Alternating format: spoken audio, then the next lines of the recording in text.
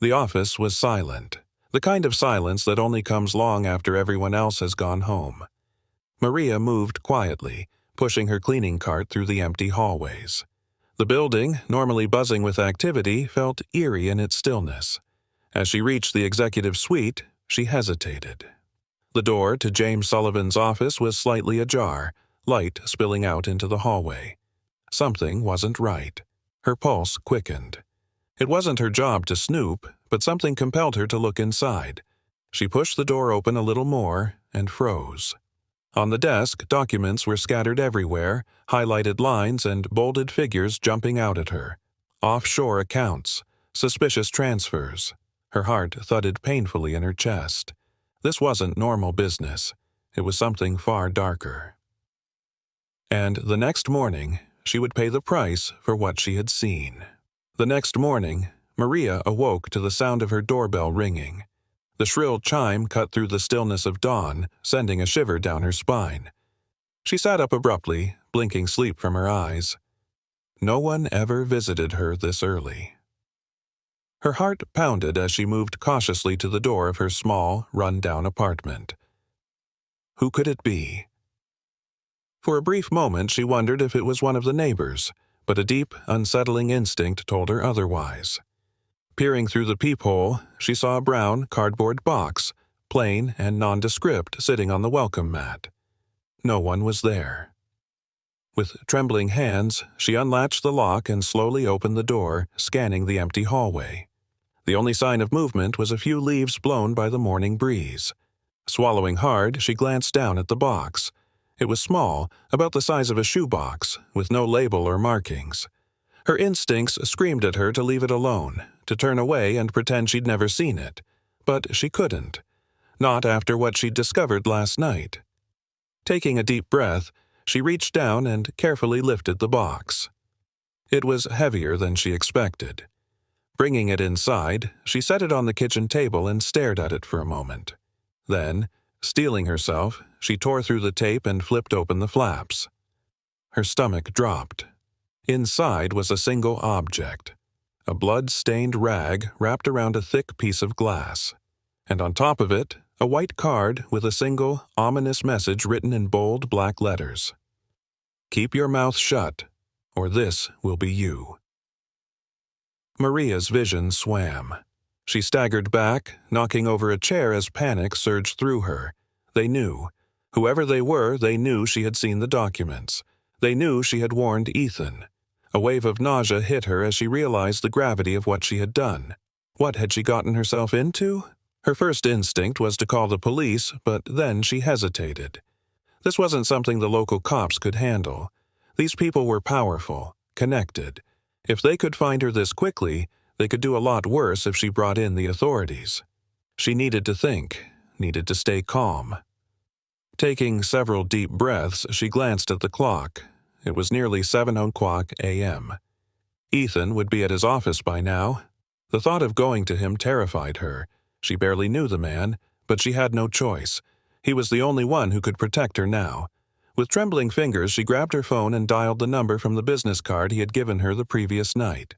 It rang twice before a clipped professional voice answered. Ethan Ward speaking. "Mr. Ward," she whispered, forcing herself to keep her voice steady. "It's Maria. I think we need to talk." There was a pause, then a sharp intake of breath on the other end. "Maria, what's wrong? What happened?" "They know," she murmured, clutching the phone tightly. I got a package this morning, a warning. They're watching me." "Stay where you are," Ethan ordered, his voice suddenly hard. "I'll be there in 10 minutes. Don't open the door for anyone else. Do you understand?" "Yes," she whispered. The line went dead. Maria lowered the phone, her pulse racing. For a moment she considered packing a bag and disappearing, leaving everything behind. But where would she go? Whoever these people were, they would find her. Running wasn't an option. So she sat, her hands shaking, staring at the box until there was a firm knock on the door. "Maria, it's Ethan. Open up." She almost sagged with relief at the sound of his voice. Rushing to the door, she fumbled with the lock and pulled it open. Ethan stepped inside, his eyes sharp and assessing as they swept over her pale face and the open box on the table. "What the hell is this?" he muttered, striding over to examine the package. His jaw clenched when he saw the bloodied rag and the threatening note. "They know," Maria said again, helplessly. "Whoever they are, they know what I saw. They know I warned you." Ethan turned slowly, his expression hard. "What exactly did you find in James's office last night, Maria? Tell me everything." Taking a deep breath, she recounted the events of the previous night, how she'd stumbled upon the documents, the offshore accounts, the massive sums of money being transferred in and out of unknown entities. As she spoke, Ethan's face grew darker, his eyes narrowing dangerously. "And you didn't think to call the police?" he demanded when she finished. I couldn't," she stammered. "What if they're in on it? What if this goes higher than just James? I don't know who to trust." He exhaled slowly, his expression softening slightly. "You did the right thing by coming to me. I believe you, Maria, but this is far bigger than I thought." "What do we do?" she asked, her voice small. "I can't stay here. They'll kill me." Ethan stared at her for a long moment, then glanced at the note again. "You're not safe here," he agreed quietly. "Pack a bag. You're coming with me." She blinked. "What?" "You'll stay at my estate," he said firmly. "It's secure, and I have guards. I won't let anything happen to you, but I need your help to figure out exactly what James is up to." "But why would you help me?" she whispered, staring at him in disbelief. "You don't even know me." Ethan's gaze softened. "Because you risked your life to warn me," he said quietly. "And because I can't stand by and let you get hurt. Now go, we don't have much time." Maria hesitated, then nodded shakily and hurried to her bedroom. She grabbed a small suitcase and began throwing in clothes, toiletries, and a few personal items. Her hands were still trembling as she zipped it shut, but she forced herself to focus. Ethan was right. She wasn't safe here, and as much as it frightened her to put her trust in a man she barely knew, what other choice did she have? When she returned to the living room, Ethan was waiting by the door, his expression grim. "Ready?" She nodded, clutching the handle of her suitcase tightly. "Ready." "Then let's go." With one last glance at the blood-stained rag and the ominous note, Maria followed him out the door, leaving behind the life she had known, and stepping into a world far more dangerous than she had ever imagined. They reached Ethan's estate in silence, the dark sedan cutting through the early morning mist like a knife. Maria stared out the window, her mind racing. Ethan's presence beside her was both comforting and terrifying.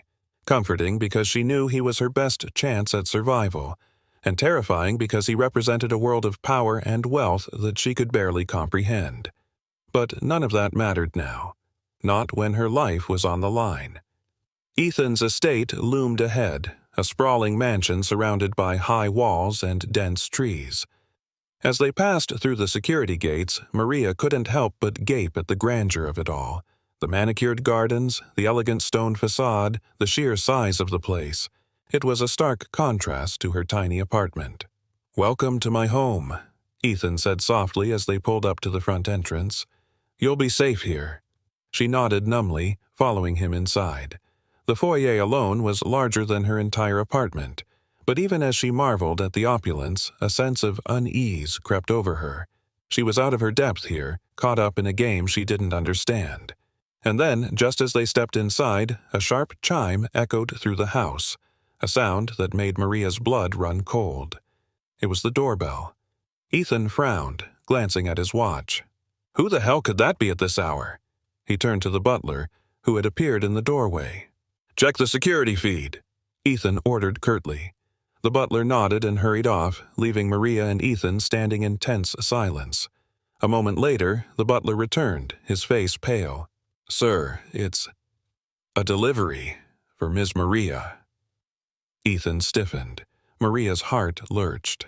"Bring it here," Ethan said slowly, his eyes dark with suspicion.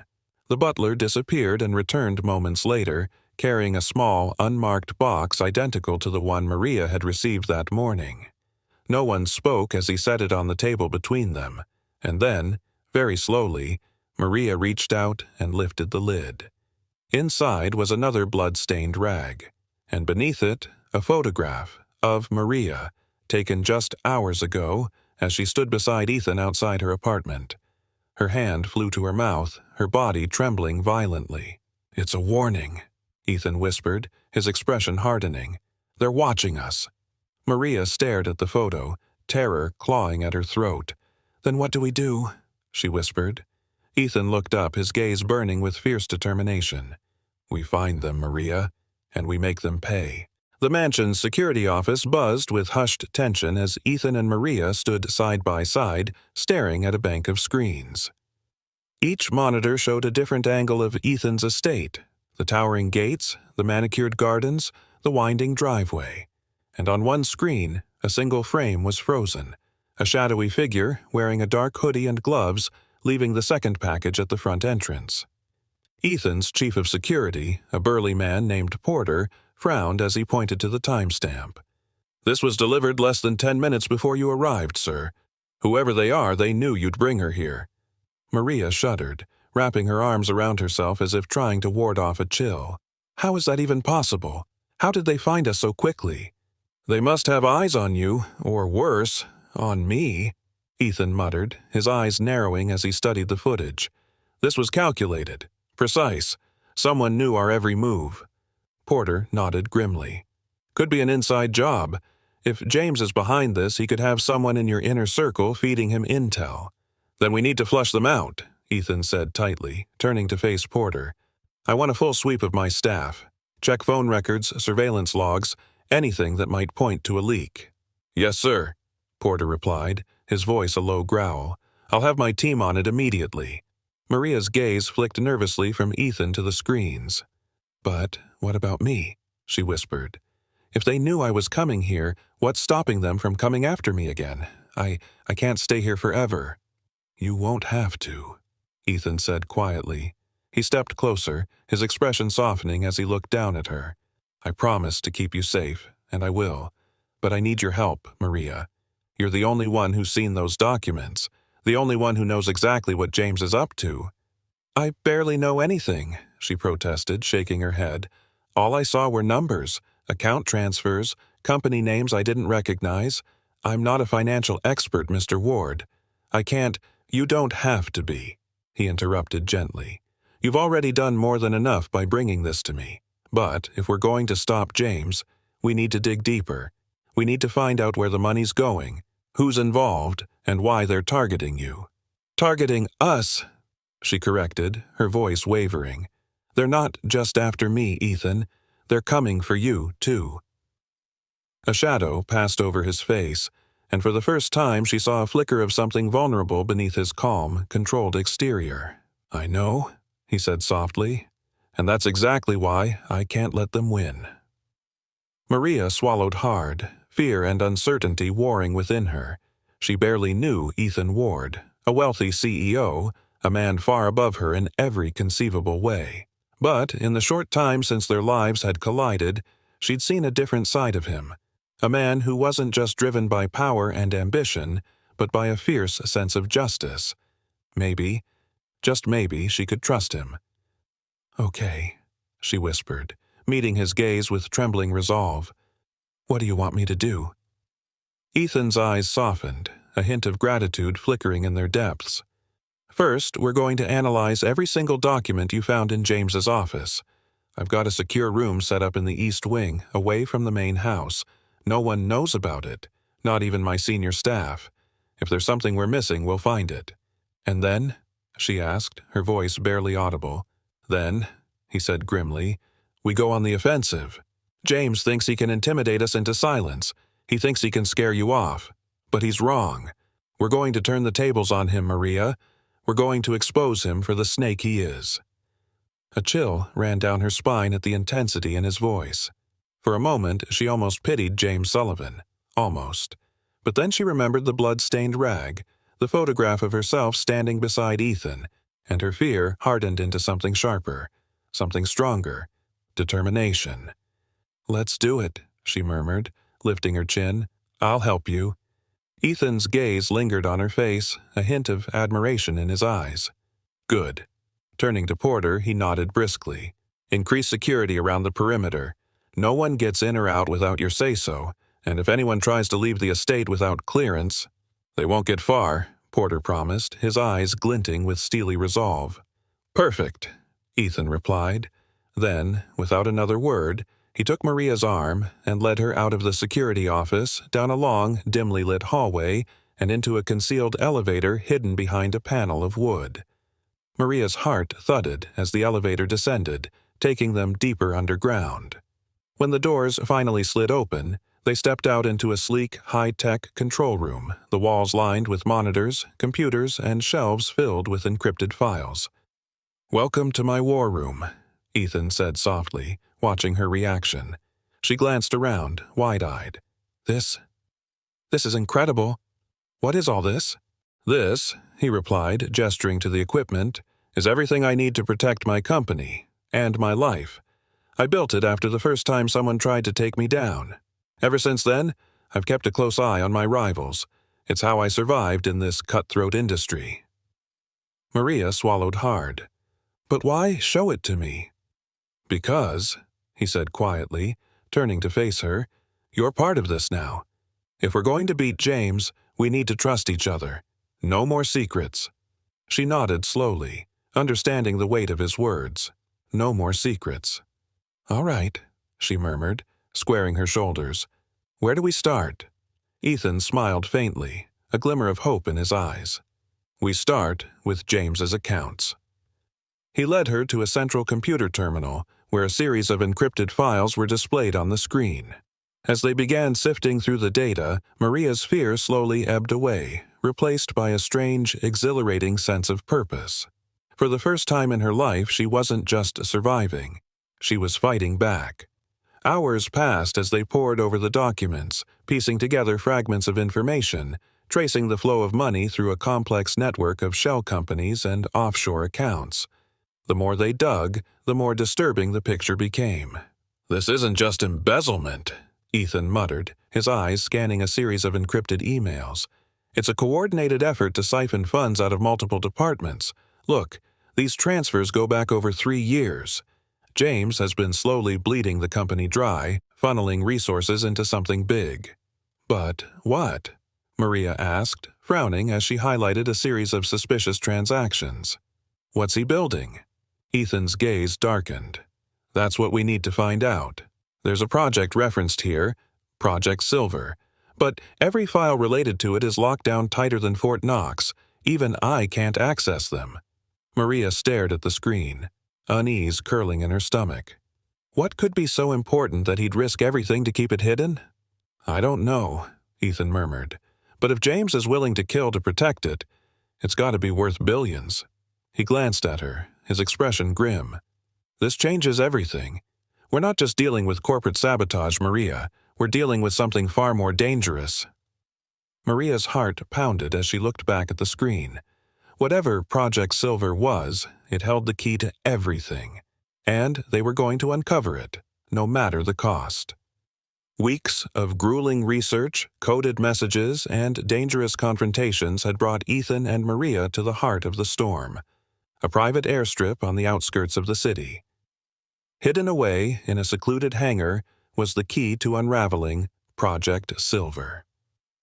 They approached cautiously, their footsteps silent as they moved through the shadows, their eyes fixed on the plane parked in the center. "Are you sure this is it?" Maria whispered, her voice tight with tension. Ethan nodded. "Positive. This plane holds the shipment that ties everything together. If we can intercept it, we'll have proof of James's entire operation." As they crept closer, Maria's pulse quickened. The hangar was deserted, but the presence of armed guards patrolling the perimeter told her all she needed to know. This was no ordinary cargo. Her gaze flicked to Ethan, his face set in grim determination. "We're not leaving without it," he murmured, and they didn't. It took every ounce of skill and courage they had, but after a tense confrontation and a high-speed chase down the runway, they finally secured the plane and the evidence within. Inside, they found not just financial records, but a trove of illicit dealings, contracts for illegal arms, human trafficking routes, and a detailed plan to use Ethan's own company as a front for an international smuggling ring. It was all there: names, dates, locations. But the biggest shock of all?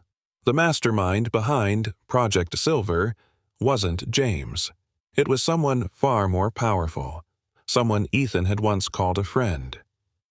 "Damian Reese," Ethan whispered, staring at the signature on the final document. "My old mentor." Maria's eyes widened in shock. "The billionaire philanthropist? But why?" "Because he's not just a businessman," Ethan said softly. "He's a kingpin, a puppeteer pulling strings from behind the scenes. James was just a pawn, and He trailed off, a bitter smile twisting his lips. "I was supposed to be his successor." The realization hit them both like a punch to the gut.